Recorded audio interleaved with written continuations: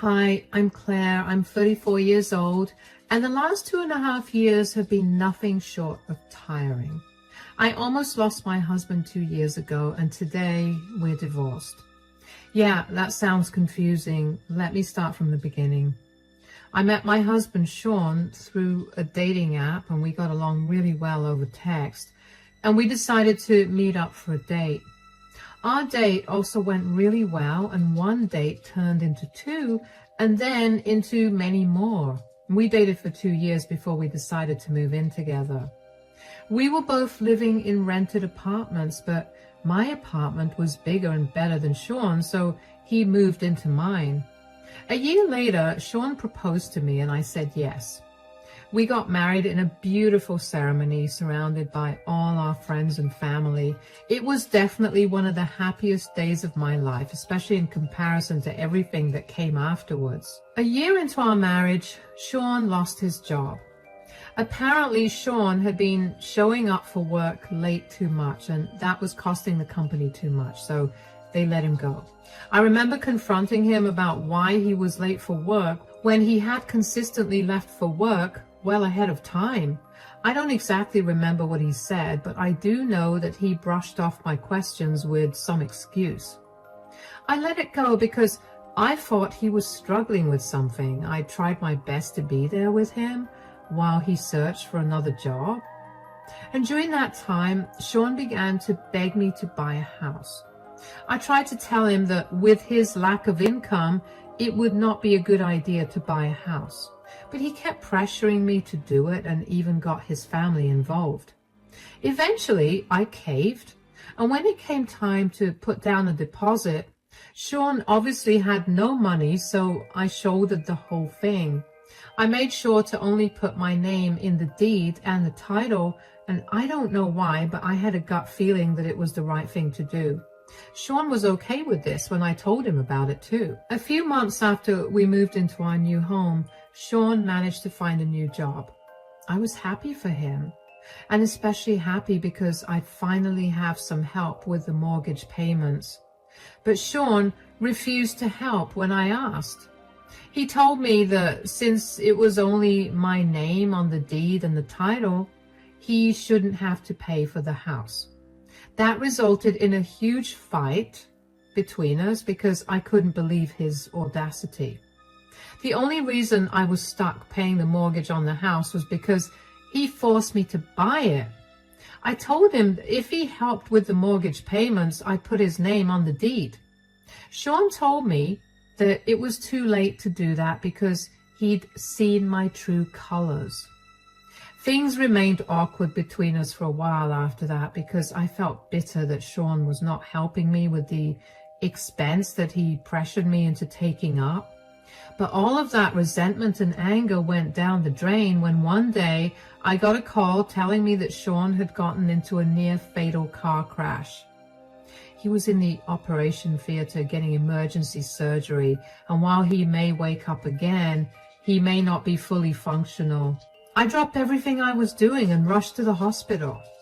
When I got there, I had to wait for 3 hours until Sean was wheeled out of the operation theater. The surgeon told me that Sean had suffered some extensive nerve damage, which he tried his best to fix, but it would affect his ability to walk. It was not irreversible, but he'd need a lot of physiotherapies to get back to walking again. I thanked him for his hard work and waited another 4 hours for Sean to wake up. At that time, I couldn't help but stress about how we were going to afford everything. Sean was on my insurance, but that would only cover so much. The rest of the expenses we were going to have to take care of as it is, and we were struggling to make ends meet. And with this, at some point, the stress and the anxiety of the day got to me, and I fell asleep. But Sean's questions woke me up. Where am I? What happened? Oh, sweetie, I'm so glad you're alive. You were in a horrible car accident. What? How did that happen? Why do I not remember anything? You were hit by a speeding driver at a stoplight. It's a miracle you survived. I was so scared when I got a call telling me that you were in an accident. I thought I lost you. Oh, darling, you didn't. It'll take more than an accident to take me away from you. I'm just glad that all my limbs are functioning. Hold on. Why can't I feel my legs? Is something wrong with them? Please don't freak out, sweetie, but you suffered some pretty serious nerve damage because of the accident. The doctors did their best to fix things, but you'll be paralyzed for a while.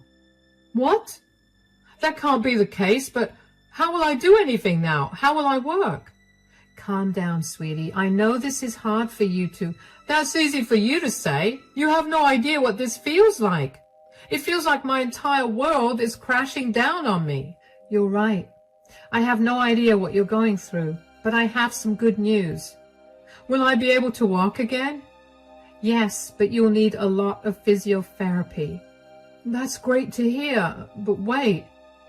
That would cost a lot, right? How will we manage to do that and also survive in general? You don't worry about that. How can I not worry about it? Aside from these medical bills, doing physiotherapy will practically leave us way beyond broke. I had a lot of time to think things over while you were asleep, and I realized that with your insurance and a second job, we'll be able to live comfortably and pay off all the bills. You're going to work 2 jobs? But that will be really stressful and hard for you. It's okay, I'll manage. I want you to be all right. And if that means working a little more, then so be it. How did I get so lucky to have found you? Shut up. I'll go get a nurse to make sure you're doing all right, though. I tried my best to remain calm for Sean, but on the inside, I was freaking out. The doctors checked in on him, and Sean was progressing well after the surgery. Sean was in the hospital for another week before he was finally allowed to come back home. He had to resign from his work because he worked in a physically demanding job, and that would not be possible with his paralysis. So I picked up a second job and did my best to make all ends meet. For 6 months, we focused on getting Sean to feel physically better. Aside from the nerve damage, he also suffered minor cuts and bruises all over his body. We also used that time to adjust to our new life. I made sure to make the house as accessible as possible for Sean since he now needed a wheelchair. I also set up appointments with a therapist for him because he began to show clear signs of depression initially. When we were both in a better place mentally and physically, we decided to look into physiotherapy. After thorough research and recommendations from Sean's doctor, we ended up finding a good physiotherapist who wasn't going to cost as much as I thought. We started those sessions almost immediately, and initially, Sean hated it. It was a constant reminder of how he could no longer use his legs, and I was beyond glad that I had gotten Sean into therapy before physiotherapy because I would not have been able to help him out. I was drowning in work and exhaustion too. Every day I felt like giving up because the stress was killing me. I only got 4 hours of sleep every day, and I would come back home only to do more work, and it was not like I would complain either because Sean was the one who had suffered more. I just pulled myself up by my bootstraps and did my best to be a good wife and caregiver to Sean. And 2 years later, Sean finally began to make some progress. He could wiggle his toes on his own, and I could tell that he was beginning to do better mentally as well. I began to notice him looking forward to his physiotherapy sessions, and one day I even commented on it. Okay, I'll be heading to work now. When will you be back to take me to my physio? Oh, wow, somebody's excited to do a little exercise. I'm not excited, I was just asking. Oh, sure, that's why you look so happy about going there. What's with the sudden change? You used to hate going over there. Fine, since you have to know everything, ever since I began to get some feeling back in my legs, I've been very excited about going there. I just want my life to go back to the way it was before. Is that such a bad thing? Whoa, why do you get so passive aggressive? I was only playfully asking you that question. I'm sorry. I just got insecure for a second. It's not a nice feeling to not be able to use your legs, and now that I'm slowly being able to, I feel kind of worried and insecure about whether I'll be able to walk like I always did. I'm sure you'll be able to do things just the way you did before. Well, Penny told me the same thing, but I can't help but be worried, you know. Penny?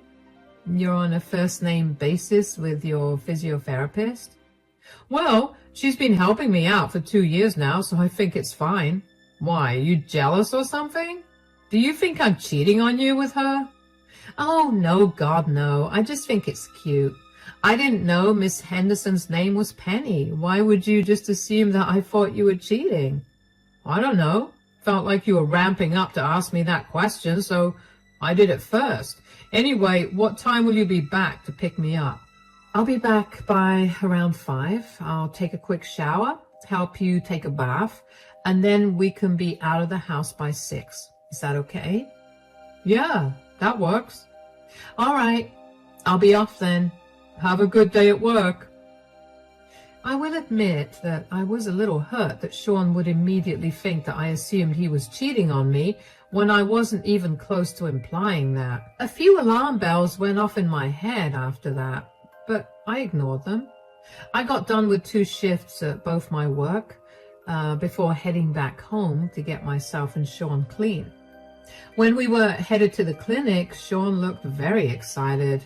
I couldn't remember if he had been feeling that way for a while, but I had been so wrapped up with other things that I barely took notice of it.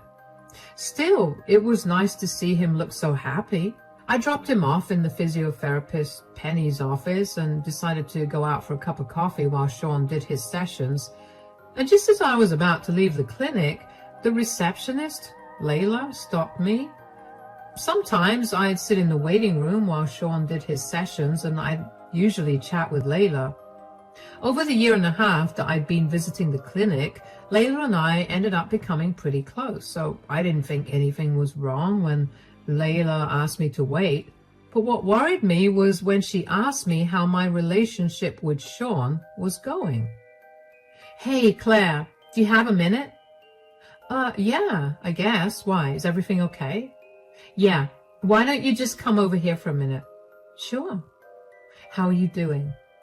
I'm doing okay. I'm sorry, but why are you asking me this, and why did you make me sit here? I just want to make sure that not only the patient, but also the caregiver gets taken care of. Oh, that's sweet. Well, it's been hard. I mean, I never expected Sean to be paralyzed. But I guess it's good to know that he's slowly recovering. I just wish he'd recover a little faster. Is that a bad thing? Absolutely not. Why do you feel that way, though? It's just, I'm working 2 jobs, and between that and taking care of Sean, I feel like I'm going to burn out, and I can't afford for that to happen. I get that. And you and Sean? Is your relationship doing good? Yes. I mean, we don't get to spend much time together, but we're still happy. But what does that have to do with anything? Okay, I've been very conflicted about telling you this, but every time I see you, you look even more tired than the last time, and I cannot keep this with me any longer. What's going on? The other day, I was given access to the security cameras, and I happened to see something. I didn't know if what I was seeing was real, but it was. What is it? Your husband is having an affair with Miss Henderson. What? With Penny? How's that even possible? He can't feel anything below his waist. Yeah, but I have more to say. Apparently, he's been doing a lot better than he's been letting on. What? What do you mean? Are you saying that he's been lying about his progress? Yes. As far as I could see, he was standing pretty well. I listened in on a few of their conversations, and Sean and Penny say a lot of rude things behind your back, especially about how you haven't noticed that Sean's doing a lot better. Oh my God. I'm a fool, aren't I? How could I have been so blind? But even worse than that is the audacity that Sean has to cheat on me when he's seen how hard I was working to provide for us. You are not a fool at all. Sean is just a horrible man, and so is Miss Penny. Like I said, I'm only telling you this because I felt horrible for you. Thank you. I have some serious rethinking to do. Is there any way you could get me a copy of the security footage? I don't think I'll be legally allowed to do that, but you could always walk in on one of their sessions. I know it'll be painful, but at least that way you could get the proof you need. All right. Thank you for telling me about this. I owe you one big time. Not at all. I'm just one woman looking out for another. You know, the way you can hear your heart when you're underwater? Yeah, that was what I felt after Layla told me that. I refused to believe that Sean had been cheating on me or that he had been lying to me about his paralysis for so long. At the same time, I couldn't bring myself to put that past Sean. He had a history of lying to me about everything and of doing questionable things too. I waited for half an hour before opening Penny's office door. I immediately began to record what I saw. Penny and Sean were making out. Sean was standing and he had Penny pinned up against a wall, carrying her in his arms. So not only was he cheating on me, but he was also able to stand and carry heavy things. My heart had shattered, but I had a surprisingly calm voice when I finally spoke up. Oh, wow. I see your legs are working again. Claire, what are you doing here? I forgot that I needed to ask you about what you wanted to have for dinner tonight, and Layla said I could walk in to ask you. I promise it's not what it looks like. So, you were not making out with your physiotherapist just now? Look, could you please not report me? It took me a long time to get this job. I've had to study really hard, and it's a competitive field. I can't lose this job. Clearly, your studying paid off because you managed to get my husband back in shape and ready to sleep with. There's no need to be so vulgar and sarcastic, Claire. Why is there no need for it? I've been breaking my back working hard to make sure that you'll be able to live a normal life again. And for what? For you to cheat on me? I swear, this is the first time. I'm so sorry, okay? This did not look like the first time, Sean. Is this why you've been so eager to come to these sessions? Here I was thinking that you were excited to get your life back, but clearly that isn't the reason. I was excited to get my old life back. I just got swept up in the moment. I'm sorry I hurt you. Can we please just talk about this at home? What home? You're not welcome there anymore. What? I don't want cheaters living under my roof. That's not only your house, it's mine too. Excuse me? Do you need to be reminded about who bought the house? Who's been paying all the mortgage and the bills and the utilities? Are you seriously going to throw a disabled man out onto the streets? Your disability did not stop you from cheating on me, so I think you'll be able to find a place for yourself. I have no money. What do you expect me to do? Please, just let me come back and we can work this out. We could go to couples counseling or something. Why? So you can cheat on me with that counselor too? I know that you're angry and upset with me, but please be a little rational here. Were you rational when you decided to cheat on me with your physiotherapist? Then I'm being very rational when I'm making the decision to throw you out of my house. Where do you want me to go? I have no family here and I have no money to go to them either. Maybe Penny can help you out with that. She's been helping out with more than that anyway. Come back. At least let me grab my things. You can swing by whenever you want to grab your things, but that's all you can do. I almost ran out of the clinic. I did not want Sean to see me breaking down. All the exhaustion of the last 2 years and the shock of finding out about Sean's affair sent me spiraling. I don't know how I got back home, but when I did, I broke down and sobbed for almost an hour. I couldn't believe that all my hard work had gone down the drain. All my love and care had meant nothing to Sean. He did not care for me at all. How long had he been having an affair with Penny? All those times that I had been sitting outside and waiting for him, were those times that he was cheating on me too? I also began thinking about the time that he had gotten fired from his previous job for being late.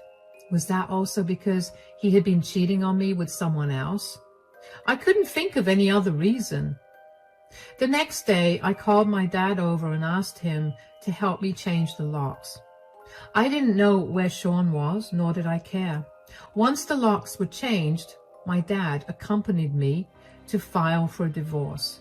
I managed to get a hold of the security footage of Sean and Penny, and I found out that the affair had been going on for 6 months, which meant that Sean had been lying to me about his progress for that long. I emailed Penny's superiors and attached the proof of her relationship with her patient. They responded and told me that they had taken swift action against her and were willing to compensate me for Sean's bills if I did not take the matter up with more authorities. I told them I would, as long as they gave me back my money and made Sean pay for his treatments. They agreed. A few days later, Sean showed up at my door. "Oh, you finally came to collect your things. I packed them and kept them in the living room. I hope you brought someone to help." "What is your problem?" "Huh? What are you talking about? Why did you have to report Penny now she's fired from her job?" "Well, what did you expect? What she did was very inappropriate and a gross violation of ethics." "You're mad at me for cheating, so why do you have to take it out on her?" "Because she would do that with any other patient she could get in the future too. It's not right, and she needed to face the consequences of her actions." "Why are you so up in arms about it? Are you sad because your meal ticket won't be able to provide you with a good life like I did now that she lost her job?" "Why couldn't you have just talked to me like a normal person? Why did you have to ruin her life? Now I really have nowhere to go and I have a huge bill to pay off." "You want to talk like a normal person? Fine. Why did you cheat on me, Sean? You saw how hard I worked to pay off your bills and to make sure you were living a good life. You saw how much I sacrificed to make sure you were okay. So why did you cheat on me?" "With how much you worked, I was lonely. You can't possibly expect a man to be okay with being left alone for so long. Penny recognized my loneliness and she helped me. She did what you should have been doing for me as my wife." "You can't be serious. You were feeling lonely, so you cheated on me. You cheated on me because I wasn't doing my duties as a wife? What about me working 2 jobs and sleeping only 4 hours a day to pay your medical expenses? That's not a duty that a wife does for her husband?"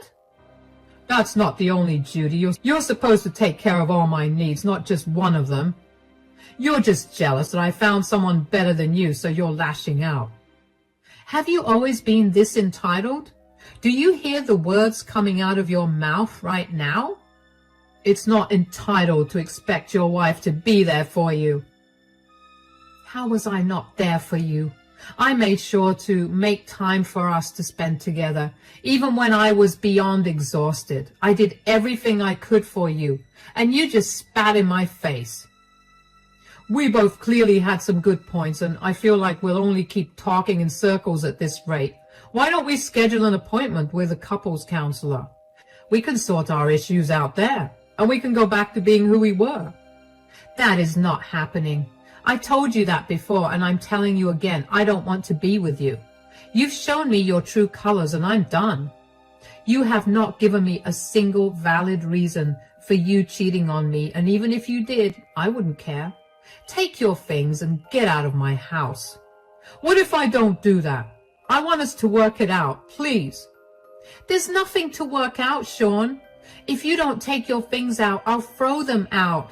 Or I'll put them in a storage facility that you have to pay for. I'm giving you an hour to get this stuff out, or I'm calling the police to get you off my property. To say I was mad would be an understatement. I couldn't believe the sheer audacity that Sean had to try to explain himself, and was enough to set off my anger. But for him not even to justify his cheating with a valid reason made me see red. Of course, there's no excuse to cheat, but I wouldn't have been so angry if he at least had a better reason to cheat on his hard-working wife. After that conversation with Sean, I went to my room and I locked the door.